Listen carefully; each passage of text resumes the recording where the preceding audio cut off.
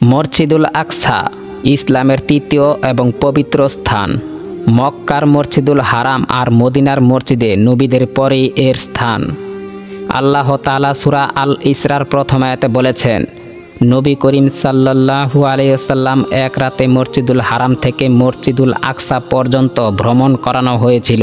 এটাই ছিল ইসরা, যেখান থেকে শুরু হয়েছিল মেরাজের অলৌকিক সফর, যেখানে আসমানের পথে যাত্রা করেছিলেন নবী করিম সাল্লাল্লাহু আলাইহি ওয়াসাল্লাম আর আল্লাহর সাথে সাক্ষাৎ করেছিলেন।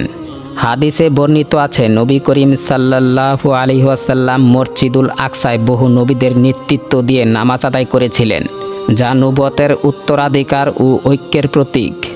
মসজিদুল আকসা শুধু একটি মসজিদ নয়, বরং এটি হলো সেই ভূমি যেখানে বহু নবীদের পথচিত্র রয়েছে, তাই এর মাহাত্ম্য অসীম।